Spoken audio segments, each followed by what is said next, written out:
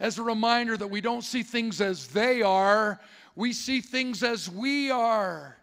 It's important then that we start changing the way we see things. If you say, I've got problems, that's not fair. They seem so insurmountable. Why not call them challenges? And if you feel overweight, sluggish, you look at yourself in the mirror as a fat failure, don't raise your hands.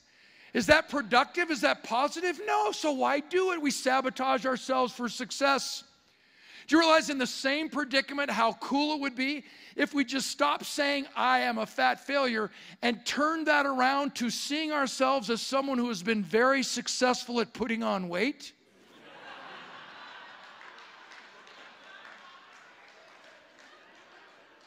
And realize we didn't gain all the weight in one day. We didn't just go to a doctor who put us on a dehydrated food diet for 6 months and one day we got caught in the rain. Wow, I gained 140 pounds in 4 minutes, man. This is ugly, doc. We all gained weight 1 pound at a time. We can lose weight 1 pound at a time. When we start talking about commit, it can't be about programs, can it? It can't be about all the technological terms. Come on. What if we allow technology to overrun us and you go to your doctor's office tomorrow and there's no human being? All you get is a recording. If your pain's below the waist, press 1. Is that where we're headed? What if you're Catholic and they put the entire confessional system on voicemail, 1-800-FESS-UP? If you're into bigamy, press 2. If you're worshiping the devil, press 666. Is that where we're headed?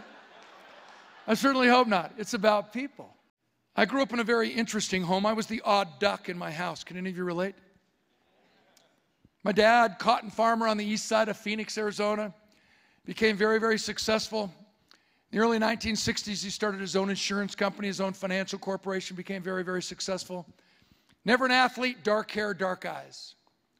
My mother grew up in southern Idaho, the youngest of 9 children raised by a single mom on a farm. Never an athlete, dark hair, dark eyes. My dad, an insurance executive, an insurance guru, and I still, to this day, struggle with insurance. When I die, I want it to be a real tragedy. And right now, I got about $6 million in insurance, and I can see my wife crying at my funeral saying, you know, I'd give probably $10,000 of it just to have him back.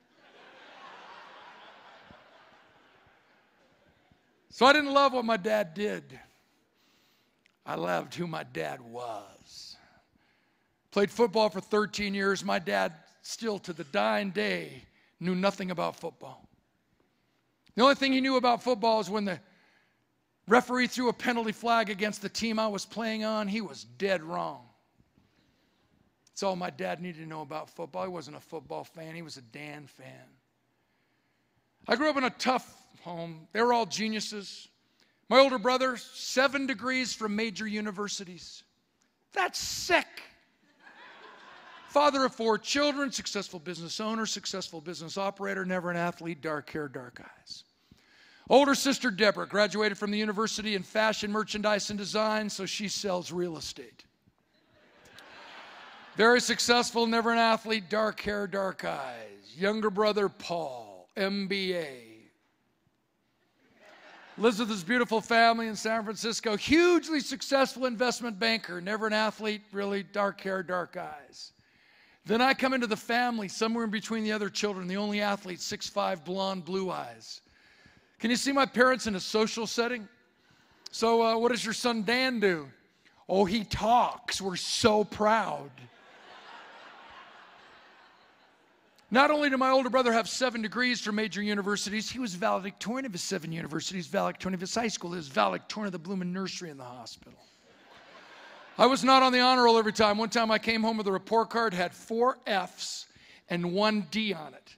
My dad's response, son, looks to me like you're spending too much time on one subject. I love my dad. He gets it. I love to share with my audiences that my paralysis, my football injury is clearly one of the very best things that's ever happened to me in my entire life. Don't misunderstand me. My accident wasn't one of the best things that's ever happened to me. But who I became as a man, what I learned about myself as a result of going through that setback is clearly one of the best things that ever happened to me. too many of us say, oh, I'm so stressed. No, we're not. If you start looking at it in the right way, remember, things aren't as they are as we are. Any of you multitaskers? What you just did is publicly admit that you're lousy at a lot of things.